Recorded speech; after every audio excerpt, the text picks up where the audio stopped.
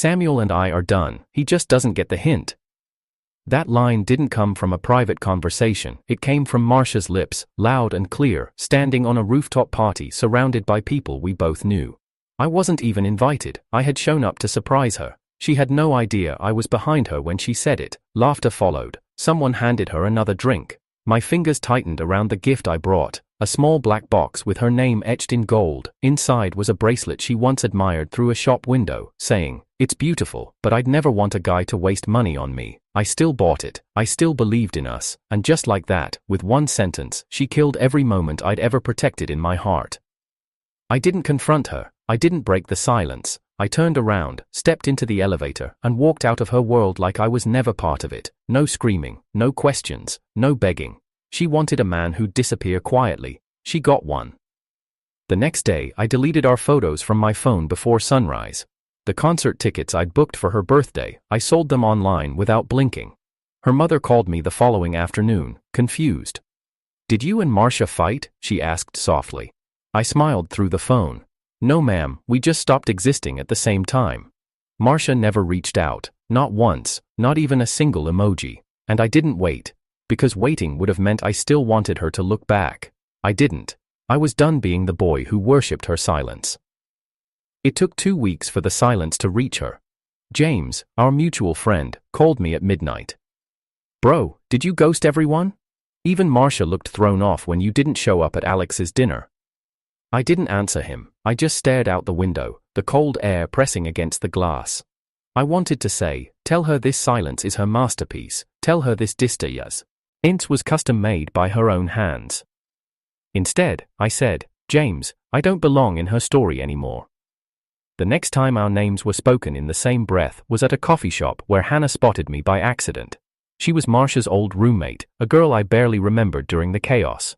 She walked over slowly, her coffee shaking in her hands. "Samuel, you look different." I smiled, setting down the book I wasn't even reading. "Healing tends to do that." She hesitated. "Marsha said you vanished. Just evaporated. Like you never existed." I nodded. "Exactly." She didn't laugh. She didn't press. She just said, "Good." I watched her walk away, but the moment stayed behind like a quiet ghost. I wasn't angry anymore. I wasn't heartbroken. I wasn't even nostalgic. I was clean. And that was the day I realized something chilling. Marsha didn't break my heart.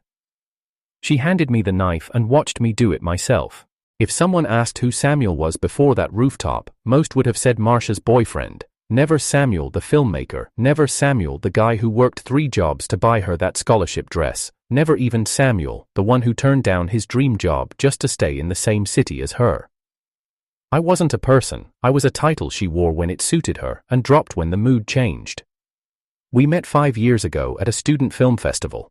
She wasn't part of the crew or cast, just someone standing by the exit wearing headphones far too expensive for someone who claimed to hate music. I bumped into her on accident, spilling water on her coat. She gave me this death glare like I'd ruined her life, and I remember laughing, apologizing 3 times in a row. "What's so funny?" she asked coldly. "You're the first girl I've met who looks like she'd sue someone over mineral water," I said. She smirked. "I like men who talk back." And just like that, I fell. Marsha was a storm that smiled like spring. You didn't run from her, you braced for impact and prayed she'd stay long enough to break you beautifully. And break me, she did. Our early days were made of late-night takeout, scribbled napkin love notes, her rants about her thesis, my silence as I stared at her like a man watching the last fire on earth burn. She had a way of laughing with her eyes closed and her hand clutching her stomach like joy physically hurt. But she also had a way of making you earn every smile. Marsha never gave affection easily. Every "I miss you" felt like a crown placed on your head. I wore it proudly, like a fool. She didn't believe in anniversaries. "Dates are for people who plan endings," she once said. So I stopped counting. I didn't track how long we were together, how many days passed between her replies, how often she called me by someone else's name when she was drunk. Once, it was Jam. S. I didn't flinch. I told myself I misheard. James had been her best friend before me, that's what she said, just a friend. Looking back, maybe that should have been my first exit sign. Still, I stayed. I stayed when she ghosted me for 3 days after a fight about nothing. I stayed when she left town for 2 weeks without telling me. I stayed even when I found texts from another guy saved under a fake name in her phone. Because the truth is, I wasn't in love with Marsha. I was in love with who I became when she looked at me like I mattered. I chased that feeling like an addict. I kept thinking if I just held on longer, tried harder, loved deeper, she'd return that version of me back. But what I didn't understand then was that Marsha didn't fall in love with me. She fell in love with control, with knowing she could leave and I'd still be there, that I'd keep turning the pages of a book where I was only ever background. There was one night, early on, where I'd fallen asleep with my head on her lap. She was scrolling her phone, playing with my hair absent-mindedly. "What are you thinking about?" I asked. She didn't answer right away. Then she whispered, "Sometimes I wonder if you'd still love me if I disappeared tomorrow." I opened my eyes and looked up at her. "I wouldn't stop looking until I found you." She smiled like that scared her. Now I realize. It probably did. Because I was the one thing she couldn't control. Unconditional love. She didn't know how to accept it, so she slowly began resenting it. And I, blind and stubborn, kept giving more. My friends noticed. They tried. David, my college roommate, told me over drinks once, "Samuel, she's the kind of girl who wants a safety net but doesn't want the man holding it to be seen." I brushed him off. "You don't know her like I do." He shrugged. "No, but I know you. And you don't even sound like yourself anymore." He was right. I started dressing the way she liked. I stopped drinking coffee because she said it made me talk too fast. I deleted old scripts I wrote because she said they were too emotional. I stopped calling my mother every Sunday. Because Marsha said I needed to let go of childish habits. I let go of everything, except her. And that's when she let go of me. She didn't break up with me through text. That would have been merciful. She did it in a room full of people, with her voice loud enough for laughter to follow. The only mercy she gave me that night was not knowing I was behind her when she said it. 2 days later, I blocked her number. 4 days later, I changed mine. But blocked numbers don't stay blocked when people are bored. On the 11th day, I got a message from an unknown account. Unknown. You disappeared, that's new. Unknown. Is this the part where I'm supposed to miss you? I didn't reply. 5 minutes later. Unknown. You always made silence sound expensive. Now I finally know what it costs. Still, I didn't reply. Because I wasn't angry, I wasn't interested, I was learning how to live without permission. She tried again. Through James, through a fake profile, through an old email thread we used to share playlists on. But I wasn't hers anymore, I wasn't even mine yet, but I was close. People think love ends when the breakup happens. It doesn't.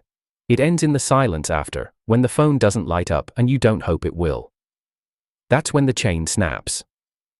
That's when you realize you were never holding hands. Just holding on. And now, with both hands free, I was learning how to use them again. Not to hold her, not to write her back, but to finally write a life where I existed, even if she no longer did in it. The funny thing about silence is how loud it gets when you stop chasing it. It had been a month since Marsha's rooftop announcement. I hadn't unblocked her, I hadn't posted anything on social media, no cryptic quotes, no soft threats disguised as healing captions, just absence. Not revenge, not pettiness, just pure, clean, sharpened absence, and somehow, that was the only thing she didn't know how to fight. James invited me to a housewarming party, one of those polite gestures you extend when you're not sure where you stand with someone anymore. We hadn't spoken much since the breakup. Marsha was his friend too, maybe more. I didn't ask, I didn't want to know. But I went, mostly to prove I could. That I could be in a room where she might appear and not shatter into pieces. She didn't come, but Hannah did. Hannah was the kind of person you don't notice until she starts noticing you. She wasn't loud, she didn't wear her presence like perfume the way Marsha did, she just existed with an ease I had long forgotten. And somehow, that felt louder than anything Marsha had ever shouted. She saw me from across the kitchen island, holding a chipped wine glass and half smiling like she'd just remembered a secret. "You don't look like a ghost anymore," she said. I raised an eyebrow. You knew I was one? I think everyone did, she replied. Except you. We ended up talking for 3 hours straight, about everything but Marsha. About screenwriting and road trips, how we both hated peaches and loved rain, and how she'd once cut her hair short just to see who would still recognize her. And did they? I asked. She shrugged. Just my dog. It was the first night I didn't think about Marsha's voice echoing above rooftop laughter. 2 weeks later, Hannah texted me, just a picture, a snapshot of my first college short film showing on her laptop screen. I didn't know you used to write like this, she captioned. You stopped? I stared at the image for a long time. I hadn't touched a script in nearly a year. Marsha had once read that same piece and laughed. You're too sentimental, Samuel. It's not relatable. But Hannah had watched it. Alone. And sent no critique, just curiosity. I texted her back. I stopped writing because I forgot what it felt like to be seen. Thank you for reminding me. What happened next wasn't planned. There was no grand confession, no slow-motion hand-holding under falling cherry blossoms. There was just space, and in that space, Hannah never asked me to be anyone but who I already was. One evening, she came over to return a book I'd lent her. She lingered in the hallway, hesitant. Can I ask you something personal? She said. I nodded. Was it always like that with Marsha, one-sided? I didn't answer right away. I leaned against the doorframe, eyes lowered. I think I loved the idea of her more than the person, and she loved that I loved her. Hannah nodded slowly, processing. Then you both got what you wanted. No, I said. Only she did. And just like that, the emotional tide began shifting. But betrayal isn't always a single clean moment. Sometimes it's layered. Sometimes it doesn't come from what someone does to you, but what you let them keep doing even after you know better. Because the next time I saw Marsha, it was unplanned. James's birthday, a big dinner party in a dim restaurant with flickering candlelight and too much wine. She arrived late, just like always, making sure people noticed. I didn't look up when she sat across from me, but I felt her stare like a pull on my ribs. It wasn't until halfway through dinner that she finally said something. So, you and Hannah, huh? I glanced at her. Her tone was flat, but her grip on the wine glass betrayed her. I smiled politely. We talk. She's not your type, she added. What is my type? I asked calmly. She blinked, unsure. I mean, someone who pushes you, who challenges you. You mean someone who breaks me? I said, still smiling. Been there. The table went quiet, even James paused mid-bite. Marsha chuckled, forced. Well, you always were dramatic. I nodded. You used to like that about me. She leaned in slightly. You know, I've been thinking a lot. About everything. About us. I stared at her for a beat too long. Marsha, whatever version of me you're talking to in your head, he's gone. But I never really let go of you, she whispered. That's the thing, I replied. I didn't need you to let go, I just needed you to hold on when it mattered. She didn't answer, just kept staring like she expected a door to open that had long since been sealed shut. That night, she texted me. I miss how things used to be. I stared at it, typed something, deleted it, then finally replied. I don't. For days after, the tension hung heavy. She started popping up in places I'd never seen her before. At my favorite cafe, in comment sections, old photos resurfacing. Even James asked me once, is she okay? I shrugged. Maybe she finally realized I'm not on her leash anymore. And then came the message I didn't expect. From Hannah. Hannah. She came to my place. Samuel. What? Hannah. She said I stole you. That you were hers. Samuel. And what did you say? Hannah. I said, you're not an object, and she doesn't even know who you are. I stared at the screen, heart thudding. No rage, just clarity. This wasn't about love anymore, it was about control, and Marsha couldn't stand the fact that she no longer detained, or had any. Hannah followed up with another text. She looked scared, not angry, just scared, like she realized too late what she'd really lost. I took a deep breath, my fingers hovered over the keyboard.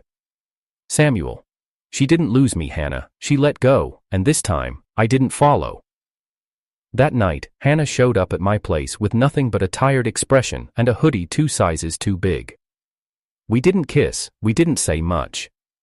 We just sat there, her head on my shoulder, my hand holding hers, no fireworks, just peace, the kind of peace you don't chase, the kind you earn by walking away from what almost destroyed you. There's a specific kind of ache that doesn't shout, it whispers, it lingers, it tightens just beneath the ribs and then refuses to leave. That was what lived inside me after Marsha. Not anger, not betrayal, just the echo of everything I never said and everything I shouldn't have kept saying. Some nights I'd lie awake not missing her, but missing the man I used to be when I believed she loved me. That version of Samuel, the one who stayed up late editing her assignments, who bought her strawberry ice cream even though he hated it, who skipped his brother's wedding because she had a panic attack over her outfit, that Samuel didn't exist anymore. I had buried him the night she announced our breakup like a punchline to an audience who didn't know I was standing 10 feet away. I didn't want her back. That part was clear, but letting go wasn't as clean as blocking a number or burning a photo. Letting go meant untangling her voice from mine in my own mind. It meant hearing her laugh in someone else's and not freezing. It meant forgiving myself for staying too long and leaving too quietly. I never cried when she left. But I did when I found the bracelet again. It was in the top drawer of my desk, still in its little black box. The one I was holding that night. I hadn't thrown it out. I'd told myself I would, but every time I picked it up, something in me faltered. It wasn't about the gift, it was about what it represented, how deeply I'd misunderstood the shape of love. I had wrapped up a promise she never asked for. And I had mistaken her silence for shyness, her distance for mystery, her coldness for self-protection. In truth, she had never asked for any of it. I gave her the world, and she gave me echoes. I took the bracelet out, held it in my palm. Still beautiful, still delicate, still something she'd probably wear just to say she didn't like it. That was her way. She knew how to ruin things gently. Hannah was supposed to come over that night, but I cancelled, not because of Marsha, but because of me. I needed space to sit with everything I hadn't allowed myself to feel. I opened an old folder on my computer, scripts I hadn't touched since the breakup. There were pieces of me in there, raw and awkward, sentences I remembered writing while she slept beside me, notes I jotted while pretending not to care that she hadn't kissed me goodnight. I started reading through them like someone studying their own post-mortem. And in every word, I found parts of a man who just wanted to be enough. Around midnight, I got a call from James. I let it ring, and ring. On the 6th try, I picked up. "She found it," he said. My voice stayed flat. "Found what?" "The bracelet." I closed my eyes. "So?" "She's been calling me non-stop. Said she found it in your old jacket pocket when she came to return your sweater to James's place. She thought you'd thrown everything away. She thought you stopped caring." I said nothing. "She's crying," he added, as if that was supposed to be a full sentence. I stood up, stared at my own reflection in the window. "James, she cried the first time I told her I loved her too, and the next morning, she told me I made things weird. That was 3 years ago. And nothing's changed." James exhaled on the other end. "You're different now. You're colder." "No," I said. "I'm awake." After the call ended, I stared at the bracelet for a long time. Then, finally, I slid it back into the box and walked it to the trash. Not out of spite, not for show, just closure. But Marsha didn't let it end there. The next day, she came to my workplace. I saw her through the glass door of the lobby, her figure sharp against the sunlight, holding the bracelet in her hand like a wound. I didn't panic, I didn't shake. I walked out to meet her with all the calmness of a man who had already bled out. "You weren't supposed to just leave," she said. I looked at her carefully. "You left first, Marsha, you just didn't physically move." She held up the box. "Why didn't you give it to me?" "Because you didn't want it." "You don't know that." I nodded. "You're right. I don't. Because you never told me what you wanted, you just made me guess." She blinked, hurt flashing in her eyes. "You stopped trying." "No," I corrected her. You stopped deserving the effort. That was the line, that was the moment.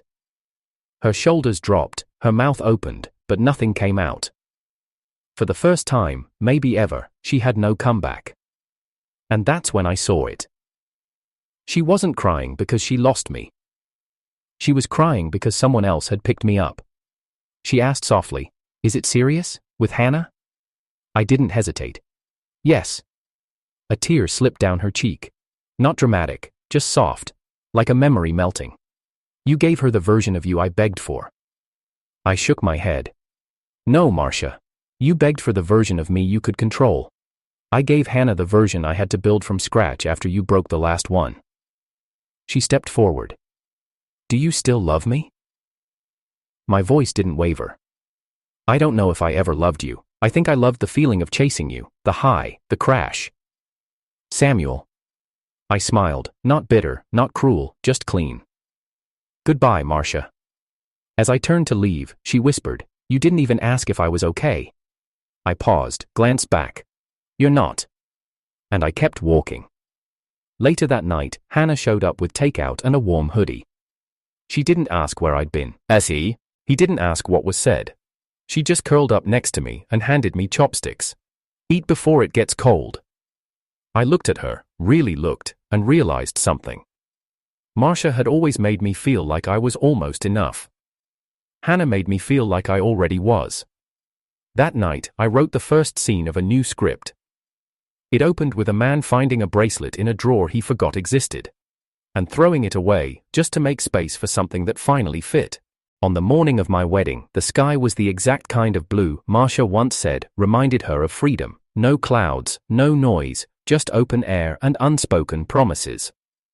Hannah was upstairs getting her hair done. James was fussing over seating charts. My phone was on airplane mode, not because I wanted peace, but because I already knew someone would try to steal it. By 11 a.m., the whispers had begun. She showed up. The first person who said it was my cousin Sarah. She walked into the groom's suite holding her phone like a bomb had just gone off in her hands. "Samuel, I didn't want to be the one to tell you, but Marsha's outside." I didn't flinch. Let her be. She's not here as a guest. She's wearing white. That made me blink. White. I laughed once under my breath, not out of humor, but disbelief. James rushed in a second later, face pale. "She's causing a scene. She's standing at the entrance like this is her wedding." "I haven't invited her to anything in a year," I said calmly. "She doesn't know where the line is anymore because I stopped drawing it." I walked outside, past rows of folding chairs, past flowers Hannah picked herself, past the life I had finally chosen. There she was, Marsha, hair curled, white cocktail dress, sunglasses too large for her face, and that bracelet, the one I never gave her, on her wrist like it belonged. When she saw me, she smiled like we were meeting for coffee. "You look good," she said, "stronger." "I am," I replied. "I had a dream last night," she continued. "That you were getting married to someone you didn't love, that you were going through with it just to spite me." "You showed up to stop me from a dream?" I asked. "Marsha, this isn't a movie." "I know," she said, "but it used to be." I paused. She had my attention. She always knew how to use that. "I made mistakes," she continued. "Too many to count. I made you small so I could feel big. I made you quiet so I didn't have to hear what hurt, and when you stopped talking, I thought I'd won. But you lost," I said. She nodded. "I lost everything." She stepped closer, lowering her voice. "I read your script, Samuel, the one you're working on. Hannah left it open on her laptop when I stopped by James's place last month. I went cold. You went through Hannah's things?" "She told me I could wait inside," she said quickly. "It wasn't intentional." "What did you read?" I asked. Her voice shook. "The part where the main character says, 'The person who held my heart never asked for it. She just took care of it like it was her own.'" I didn't reply. Marsha looked at me with a gaze that once held the entire world. "That line wasn't about me, was it?" "No," I said. "It was never about you." Her face collapsed just a little, her shoulders folded inward like she was trying to disappear in her own skin. "Then who was I?" I exhaled. The reason it took me so long to figure out what love actually is. She closed her eyes like my words had physically struck her. "Marsha," I said, voice softer now. "I don't hate you. I'm not even angry anymore. I just don't belong to the version of me you remember." "And Hannah?" she whispered. "Does she?" "She belongs to the man I became after I stopped chasing ghosts." I turned to walk back in. She grabbed my arm, not forcefully, just enough to make me pause. "Would you have said yes if I'd come back a month earlier?" I looked at her hand on my sleeve. "You could have come back 5 years earlier, Marsha. I still wouldn't have been enough for you. But Hannah, she made me feel like I already was." She let go. And then she said the one thing I didn't expect, the thing that became the final twist in a story I thought was already finished. "I lied about the bracelet." I turned back. "I didn't find it in your jacket," she said. "I never returned your sweater to James. I broke into your old storage unit. I still had the keys." For a moment, everything went still. "I needed to see if you really forgot me," she said. "And when I saw the box still wrapped, I realized you hadn't, not completely, and I told myself, maybe that meant there was still a chance." "You committed a crime to comfort yourself with a lie?" I asked. She laughed bitterly. "I committed worse crimes when I told you I loved you." She stepped back then, something hollow in her eyes. "Tell her I'm sorry." "I won't," I said. "Because she doesn't need your apology, and I don't need her to carry your guilt." Marsha's face stiffened. Then she walked away. No drama, no tears this time, just a slow, quiet fade. As if she finally understood what it meant to be erased from someone's life completely. I walked back inside. James was waiting near the doors, nervous. "She gone?" he asked. "Yeah." "She say anything crazy?" "Just the truth," I replied. "And a lie she wanted me to believe." He hesitated. "Should I tell Hannah?" I nodded. "Tell her everything, but let me be the one to say the last part." "What's that?" I looked toward the staircase, where Hannah was standing in her wedding dress, not yet seen by the guests, not yet called by name. That she saved me without ever trying to. When Hannah reached me a few minutes later, she took my hand and said, "You okay?" I nodded. "Did she say anything I should know?" "She said I used to be the one who chased," I whispered. "But now I finally know what it means to be found." We walked down the aisle together, and I never looked back. It happened 2 months into the marriage, not the argument, not the discovery, the realization. The moment Hannah saw the entire unfiltered truth of who I used to be, the boy I had buried, the versions of myself I had locked away so no one would ever confuse him with the man she married.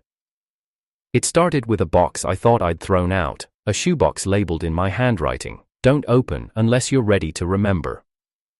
I had meant to burn it before the wedding, but somehow it ended up tucked inside the bottom drawer of my studio desk, the one Hannah cleaned out that weekend while helping me reorganize.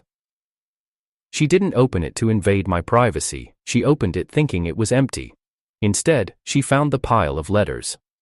Letters I wrote to Marsha, some sent, most not, some filled with desperation, others poisoned with heartbreak. One written the night Marsha went to Greece without telling me, another after she forgot my birthday 2 years in a row. One just said, "Please tell me how to stop loving you." And right at the top of the stack was a torn envelope with no stamp, no date, and one sentence scribbled in blue ink.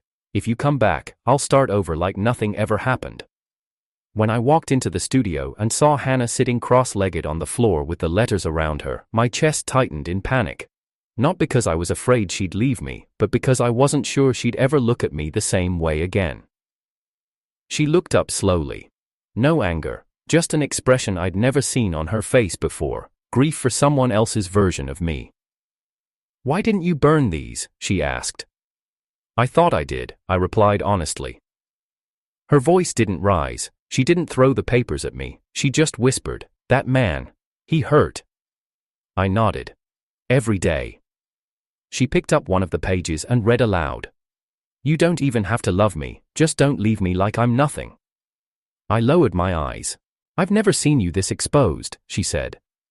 "Because I never showed anyone," I replied, "not even Marsha." Hannah placed the letter down, her hands trembling slightly. "I didn't know it was that bad." "I didn't either," I admitted. "Until I saw you loving me like it didn't have to hurt." She looked at me again, and this time there were tears in her eyes. "Do you still love her?" "No." "Do you still miss her?" I paused. "No." But sometimes I miss how naive I used to be. How deeply I believed that love was supposed to be earned with suffering. Silence stretched between us. Then she said the line that nearly undid me. I want to know him, the broken version, the boy who wrote these, because he's part of the man I said yes to. Don't keep him from me. I sat beside her, overwhelmed. He's ugly. She smiled through her tears. Then I'll love the ugliness too. I had never cried in front of Hannah, but that day, I did. And not because I was afraid of losing her, but because she chose me in full color, not the polished version, not the strong man she married. She chose the wreckage too, the raw, desperate pages, the pieces that weren't proud. We packed the letters together, but she didn't ask to destroy them. She just said, let's put them where they belong, in the past. Later that evening, James called. I didn't tell him what happened, just listened to him talk about his latest relationship and the girl who reminded him too much of Marsha. He asked, you ever wonder what would have happened if she hadn't said it out loud, the breakup? I thought about it for a long time. Yeah, I said. I probably would have stayed. That's the scariest part. But look where you are now, he said. I know, I whispered, but look at how far I had to fall first. The next day, Marsha sent an email. No subject line, no signature, just a video attachment. I hesitated before opening it. In the video, she was sitting at a table in a dimly lit room. No makeup, no performance, just her, quiet, wounded. I don't want anything from you, she said. Not your reply, not your time. I just wanted you to know, I remember everything. Not the arguments or the trips, the small things, the way you'd always tie your right shoe twice, how you'd start humming when you were focused, the way you used to whisper my name in your sleep. She looked down. I remember the version of you I broke, and the version I never got to meet, the one who made it out. She held up the bracelet, still in the box. I'm not wearing it anymore, she said. I thought if I did, it would make you remember me, but now I realize, it only reminded me of what I never deserved. She placed the box on the table and leaned back. I'm letting you go, finally, fully. She ended the video with a sentence I didn't expect. I hope Hannah never has to write you letters like these. I closed the laptop, deleted the file. I didn't show Hannah, not because I was hiding anything, but because for the first time, Marsha's closure wasn't mine to share. That night, Hannah crawled into bed beside me and asked, "Did you sleep well last night?" "I will tonight," I said. She smiled. "Did something happen?" I kissed her forehead. Just finished the last chapter in a story that took too long to end. She pulled the covers tighter. "Then I hope the next one starts with peace." And it did. Because the next morning, I woke up and wrote a letter, not to Marsha, not to myself, to Hannah. It didn't say much. Just, "You loved the part of me that I was most afraid to show, so now I have nothing left to hide, ever." She didn't say anything when she read it. She just looked at me and whispered, "Then let's start forever." They say the best revenge is success. They're wrong. The best revenge is peace. The kind that lives in your chest like silence after a storm, the kind that sits beside you at night, wraps your hand around a cup of tea and whispers, "You don't owe her your name anymore." It had been 1 year since the wedding. Hannah and I moved into a smaller apartment than we could afford, not because we lacked money, but because we valued stillness over square footage. I had just finished directing my first full-length film, a love story that wasn't about betrayal, but rebirth. We had named it The Man Who Wasn't Waiting Anymore. Critics called it too quiet. But survivors, they called it honest. I never spoke Marsha's name publicly, I never included direct quotes or shared personal stories beyond what was necessary for narrative, but she knew, and she knew I knew she knew. James texted me the day of the film's premiere. "James, she watched it." Me, I figured. James, she didn't cry. Me, she wouldn't, she's not in it. That was the truth. She had once been the reason behind everything I wrote, but now, she was simply not. She had turned herself into a footnote in a story that no longer required her presence. The final moment of closure didn't come from some dramatic confrontation, it didn't come from a phone call or a slap or a sudden apology. It came in the middle of an ordinary afternoon, on a stage in front of hundreds. The same festival where Marsha and I had once sat years ago, back when I was unknown and she was bored. That day, I was handed a golden plaque with my name engraved on it. As the applause rang out, I looked across the crowd and saw her. Not by coincidence. She'd bought a ticket. She didn't sit in the front row. She didn't stand out. But I saw her, standing just behind the last row of seats, arms crossed, expression unreadable.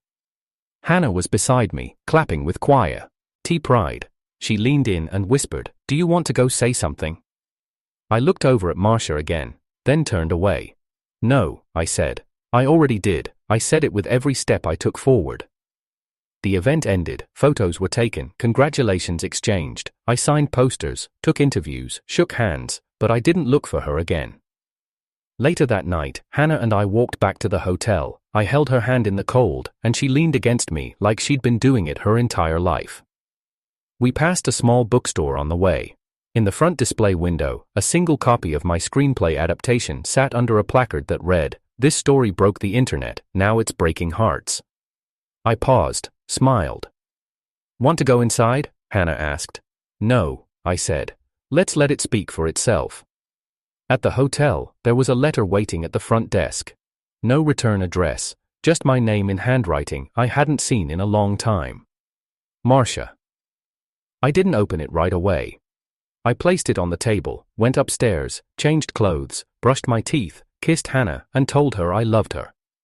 Only then, after I had honored my present, did I open my past. The letter was only 1 page. "Samuel, I thought you wrote the story for me, but I realized by the end that it wasn't mine. It belonged to the version of you I never met, the one who stopped needing me to hear him. I always thought you'd come back, that no matter how many times I left, you'd be waiting. I didn't know silence could be permanent. I didn't know you'd win without me. And I never thought losing you would mean losing every version of myself that ever mattered. You told me once, people aren't promises. I laughed at you. But now, I see you kept yours. You said you'd disappear. And you did." Marsha, I folded the paper, tore it once, then a second time, dropped it in the waste bin, and turned off the light. The next morning, while Hannah poured coffee into our travel mugs, she asked without looking up, "Did she write anything that matters?" I walked over, kissed the top of her head. "She wrote a eulogy for a version of me that doesn't exist anymore." "And what did you write back?" "Nothing," I said. "Some people deserve your silence more than your sentences." That afternoon, I returned to the studio. On my desk sat an old photo, one Hannah had framed without telling me. It wasn't of us. It wasn't even recent. It was me, years ago, sitting on a park bench, headphones on, sketchbook open, completely unaware that someone had taken the shot. She had found it in an old album. Underneath it was a sticky note. "Even back then, you were worth loving. H." That's when it hit me. Marsha had tried to make me feel like a side character in my own life. But Hannah? She made me the author. And in the final chapter of a story that once began with heartbreak, I didn't need a grand twist, I didn't need a scream or a mic drop or a wedding stormed by regrets. I just needed one thing, that she saw me win, without her. That was the revenge, that was the closure, that was the ending.